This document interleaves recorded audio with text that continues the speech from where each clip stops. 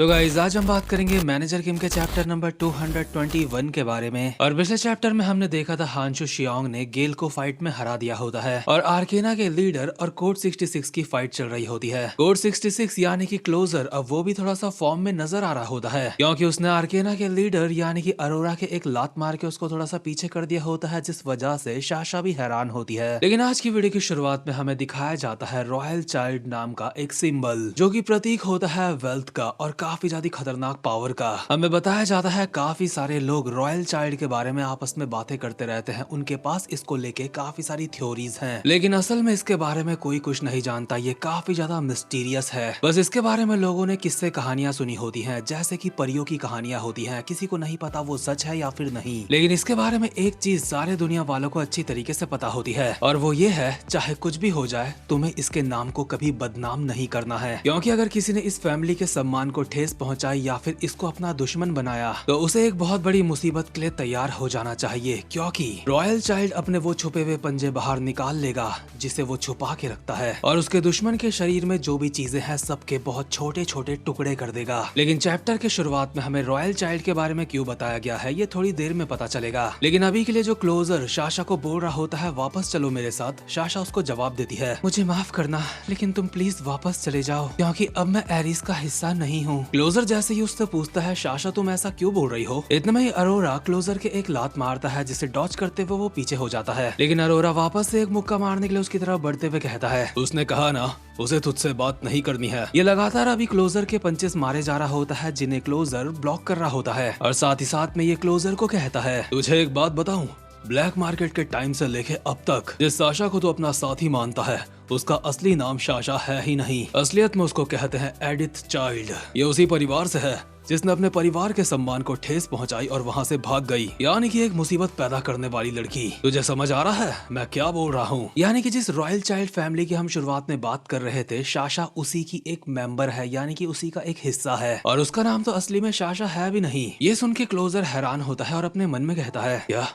जिस बच्ची को मैं इतने समय से जानता हूँ वो उस परिवार से बिलोंग करती है। इतने में ही अरोरा क्लोजर की तरफ एक लात मारता है जो क्लोजर के लगती तो नहीं, लेकिन इस लात की वजह से क्लोजर के आगे काफी सारे पत्थर आ जाते हैं और अरोरा कहता है तुम इस बात का मतलब समझ रहे हो, इस पूरे वक्त तुम अपने साथ एक टाइम बॉम्ब लेके घूम रहे थे। ऑब्वियसली इसका ये मतलब होगा कि रॉयल चाइल्ड से इन लोगों को खतरा हो सकता है क्योंकि साशा इन लोगों के साथ थी। लेकिन क्लोजर को चिंता तो अभी इस बात की होती है कि उसके सामने जो पत्थर आए हैं उससे उसे सामने कुछ दिखाई नहीं दे रहा है और जैसे ही वो पत्थर सामने से हटते हैं तो अरोरा क्लोजर की तरफ गन तान के खड़ा होता है और फायर करने से पहले बस इतना कहता है तू ये क्या कर रहा है, एक फाइट के बीच में तेरा ध्यान भटक गया, कितनी शर्म की बात है। और इसके बाद जैसे ही गोली चलती है तो हमें दिखाई देता है काफी सारा खून। ये खून किसका है और कौन निपटा या फिर कौन नहीं निपटा ये चीज हमें अगले सीन में दिखाई जाएगी अभी, क्योंकि सीन शिफ्ट होता है जहाँ पे हम TX बिल्डिंग का सीन देखते हैं और यहाँ पे एजेंट सनी के सामने होते हैं टेयांग और वैलेंटीना, यानी कि वैलेंटीना और टेयांग को मिलके इसको हराना है। लेकिन वैलेंटीना तो चुपचाप से अपनी जगह पे खड़ी होती है और टेयांग अपने बैग में कुछ ढूंढ रहा होता है, इसलिए सनी कहती है मुझे माफ करना लेकिन क्या मैं पूछ सकती हूँ आखिर तुम ये कर क्या रहे हो? वैलेंटीना इसका जवाब देते हुए कहती है थोड़ा सब्र कर,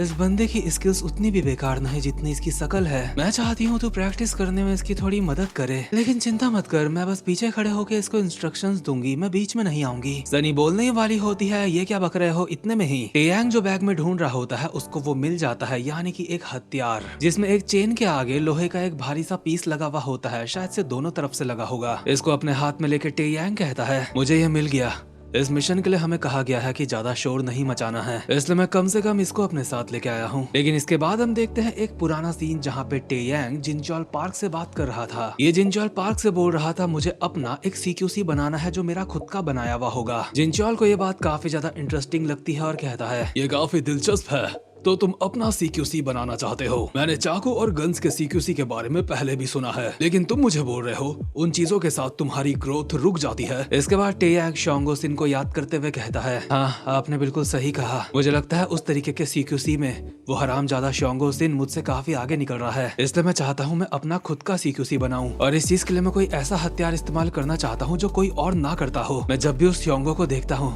मुझे लगता है मुझे भी कुछ करना होगा। इतना परेशान मत हो, तुम्हारे अंदर काफी ज्यादा पोटेंशियल है, ये बात मैं कहता हूँ। यहाँ पे असली दिक्कत ये है कि तुम बस कौन से हथियार का इस्तेमाल करोगे एक बार अगर तुमने ये चुन लिया। खैर इन दोनों की बातें चल ही रही होती है और हम देखते हैं छुप के वैलेंटीना भी इनकी बातें सुन रही होती है और इनकी बातों को इंटरप्ट करते हुए कहती है, अगर ऐसी बात है तो निंजा टेक्निक सीखना कैसा रहेगा। वैलेंटीना को देख के तो टेयांग की बिल्कुल फटके चार हो चुकी होती है, क्योंकि पिछला उसके साथ का एक्सपीरियंस बहुत ही ज्यादा डरावना था उसका, क्योंकि पिछली बार वैलेंटीना ने इसको लगभग जान से मार दिया था। लेकिन जिनचॉल तो मस्त अपना मजे में होता है और कहता है, तुम्हारा आइडिया इतना बुरा भी नहीं है, मुझे लगता है ऐसे वक्त में बिल्कुल कोई नई चीज सीखना काफी ज्यादा अच्छा रहेगा। ऊपर से निंजास की दुनिया में ऐसे काफी सारे हथियार हैं जिनको तुम सीख सकते हो। लेकिन वैलेंटीना जैसे जैसे टेयांग के पास आ रही होती है उसकी आत्मा उससे वैसे वैसे दूर जा रही होती है और ऑब्वियसली जाएगी भी। अपनी हत्यारन को देख के कौन नहीं डरेगा। और इसी के साथ साथ में जिनचॉल बोल रहा होता है, ठीक है तो तुम्हें वैलेंटीना सिखाएगी। और वैलेंटीना इसके और ज्यादा पास आते हुए बोल रही होती है, तो चलो शुरू करते हैं। इसके बाद हम प्रेजेंट मोमेंट में वापस आते हैं जहाँ पे टेयांग अपने हथियार को गोल गोल घुमाते हुए सनी की तरफ बढ़ रहा होता है और कहता है, इस हथियार को मैन रियोक्स वे कहते हैं। नॉर्मली जो पहने हथियार होते हैं उनको मैं ज्यादा बढ़िया चला लेता हूँ, लेकिन आज का यह मिशन इंडोर है इसलिए मैं इसको अपने साथ लेके आया हूँ। टेयांग ये चैन वाला हथियार सनी की तरफ फेंकता है जिसको वो आराम से डॉच कर लेती है और टेयांग की तरफ आते हुए कहती है, तेरे साथ फालतू की बहस करने में मुझे कोई दिलचस्पी नहीं। और टेयांग की छाती में लात मार के उसको दूर कर देती है और दोबारा से टेयांग को मारने के लिए बस उसके पास आ ही रही होती है और टेयांग इस हमले से बच भी नहीं सकता। इसलिए वैलेंटीना बीच में आके सनी का मुक्का पकड़ लेती है और कहती है, तुझे क्या लगता है तू अभी कहाँ है? उसके चेहरे में हाथ मत लगाइयो क्योंकि मुझे निशान वाले चेहरे पसंद नहीं। तो ठीक है एक बार दोबारा से शुरू करते हैं। और ये सनी को धक्का दे के पीछे कर देती है। इसलिए सनी अपने मन में कहती है, आखिर ये चल क्या रहा है, क्या ये लोग पागल है? और वैलेंटीना टेयांग को समझाते हुए बोल रही होती है, एक बार फिर से ध्यान से सुन, जब तू अपने पैर उठाता है तो तेरी नजरें सामने होनी चाहिए। टेयांग फर्स्ट एड होके बोल रहा होता है, प्लीज तुम हट जाओ, तुम बीच में मत आओ। लेकिन इनको देख के सनी का भी दिमाग खराब हो चुका होता है। उसने एक पाइप उखाड़ लिया होता है और कहती है, तुम्हें नहीं लगता अलेक्जेंडर वैलेंटीना तुम मुझे कुछ ज्यादा ही हल्के में ले रही हो? तुम इस बच्चे को मुझसे लड़ने के लिए भेज रही हो, लेकिन क्या तुम्हारी खुद की भी इतनी औकात है कि मुझे हरा सको? लेकिन टेयांग अपना हथियार घुमाते हुए सनी की तरफ जाता है और कहता है, आखिर तुम इस बारे में जानती ही क्या हो, दोबारा से ये मत कहना। और अपने हथियार से सनी के ऊपर काफी सारे हमले करता है जिन्हें सनी सबको डॉच करती है और कहती है, इसके हथियार को देख के लगता है इसे चलाते हुए इसे ज्यादा वक्त नहीं हुआ है, ये उकसाने में बहुत जल्दी ही परेशान हो जाता है। वैलेंटीना अपने घमंड की वजह से इस नौसिखिए को तुमने मुझसे लड़ने के लिए भेजा और तुम्हारा यही घमंड इसकी मौत का कारण बनेगा। और सच में सनी इसके हमलों से बचते हुए इसके काफी ज्यादा करीब पहुंच चुकी होती है और टेयांग के एक बहुत ही जानलेवा हमला बस पड़ने ही वाला होता है। लेकिन इतने में ही सनी को एहसास होता है वो टेयांग के हमलों से पूरी तरीके से बची नहीं है, क्योंकि टेयांग के वेपन का जो भारी वाला आगे का हिस्सा है वो घूम के सनी की सर की तरफ आ रहा होता है, जो कि एक पल में सनी का सर खोल के रख सकता है। अलेक्जेंडर वैलेंटीना का तो ये पहले से ही पता था, इसलिए कहती है, ओह क्या तुम्हें इस बारे में पहले से नहीं पता था? जब ये लौंडा किसी के सामने ऐसी एक्टिंग करता है तो मैनेजर किम तक बेवकूफ बन जाते हैं। और तुमने कहा था ये बहुत जल्दी चिढ़ जाता है। हाँ असल में ये वही तो तुझे दिखाना चाहता था कि ये चिढ़ गया है। और इसके अगले ही पल सनी के सर के पीछे से एक खतरनाक सा फटका पड़ता है उसे। बेचारी सनी इतनी बुरी कदर धप्पा हुई होती है कि उसने कभी सोचा भी नहीं था। और टेयांग के इस हमले का नाम होता है ब्लैक डेथ लाइन। लेकिन इसके बाद हम दोबारा से एक पुराना सीन देखते हैं जहाँ पे टेयांग वैलेंटीना के साथ ट्रेनिंग कर रहा था और वैलेंटीना टेयांग को कुछ एक्टिंग करना सिखा रही थी। इसलिए टेयांग कहता है, तुमने कहा था तुम मुझे निंजा टेक्निक सिखाओगी,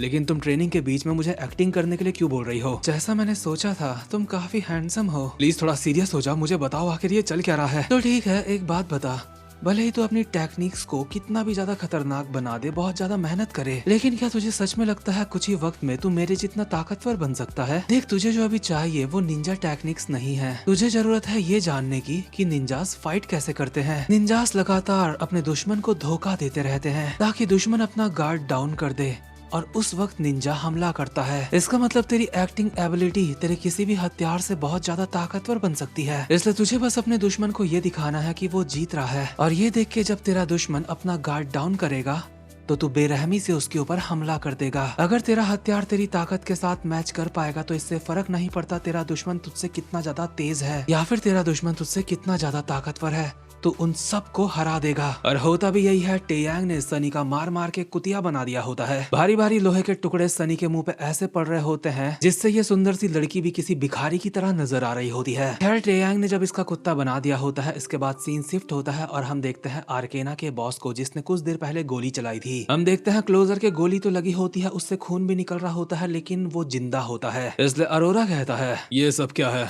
मैंने तो इसके सर पे गोली मारी थी। ये तुम्हारी वजह से हुआ है शाशा, क्योंकि बीच में तुमने मेरे कंधे को हिला दिया। और सच में इसका निशाना इसलिए चुका होता है क्योंकि शाशा ने पीछे से इसके शोल्डर में गोली चलाई थी, जो कि इसके कंधे को छू के निकल गई थी। शाशा के पसीने छूट रहे होते हैं और अरोरा कहता है, शाशा क्या तुम हमारे बीच में हुए कॉन्ट्रैक्ट को भूल गई हो या फिर कुछ और बात है? नहीं, ऐसा कुछ नहीं है, मैं बस बोलना चाहती हूँ, चलो अब हमें यहाँ से चलना चाहिए। उस इंसान को खत्म मत करो, क्योंकि अगर तुमने ऐसा करा तो हमारा कॉन्ट्रैक्ट भी खत्म हो जाएगा। और हाँ, जो ये गोली चलने की आवाज है कुछ अगल बगल के लोगों को सुनाई दे गई होगी, इसलिए इन लोगों को यहाँ से जल्दी निकलना होगा। अरोरा कहता है, ठीक है, मैं तुम्हारी बात मान लेता हूँ, लेकिन मैं एक बात कहना चाहता हूँ, अगर तुमने दोबारा से मेरे काम के बीच में अपनी टांग अड़ाई तो मैं चुपचाप से बस देखता नहीं रहूंगा। उसके बाद मैं तुम्हारी जिंदगी का सबसे खतरनाक डर तुम्हें दिखाऊंगा। खैर, अरोरा यहाँ से जाने लगता है और शाशा भी जाते जाते क्लोजर को कहती है, प्लीज अब इसके आगे मेरा पीछा मत करना। वैसे भी इसके आगे हमें गन्स इस्तेमाल नहीं करनी चाहिए, लेकिन फिर भी अगर तुम मेरा पीछा करते हो तो तुम्हें बहुत ज्यादा चोट आ सकती है। खैर, क्लोजर ने यहाँ पे जो हुआ है इसकी रिपोर्ट उसने जिनचॉल को तो दे ही दी होगी, इसलिए अगले सीन में हम जिनचॉल को देखते हैं जो किसी से कॉल पे बात करते हुए कहता है, मैं सच में माफी चाहता हूँ, मुझे लगता है मैंने तुम्हें परेशान करा, लेकिन चाहे तुम इस चीज को किसी भी तरीके से देखो, मुझे लगता है क्लोजर की तरफ बहुत ज्यादा दिक्कत हो चुकी है। उसका सामना जिससे हुआ था वो बहुत ज्यादा परेशान करने वाला दुश्मन है। वो हमारे कमजोर हिस्सों को पकड़ के उसका फायदा उठा के हमसे फाइट करने की कोशिश कर रहा है। मुझे लगता है अब तुम्हें भी हमारे साथ मिलके फाइट करनी होगी। तो बताओ अलेक्जेंडर सोफिया, क्या तुम तैयार हो? और सच में अभी ये बात कर रहा है अलेक्जेंडर सोफिया से, यानी कि डैनियल की दीदी, गैंगस्टर्स की अम्मा। और सच में ये एक ऐसी बंदी है जिसकी फाइट मैं लुकिसम मानवा में भी देखना चाहता था, लेकिन देखने को नहीं मिली। लेकिन लगता है मेरी ये इच्छा मैनेजर किम मानवा पूरी करने वाली है। तो हमेशा की तरह चीजें अब काफी ज्यादा दिलचस्प होती जा रही है, लेकिन ये चैप्टर यहीं पे खत्म होता है। उम्मीद करता हूँ आपको आज की वीडियो भी अच्छी लगी हो, इसलिए वीडियो को लाइक और चैनल को सब्सक्राइब ना भी करो तो चलेगा। अब मैं मिलता हूँ आपसे अपनी नेक्स्ट वीडियो में, तब तक के लिए गुड बाय।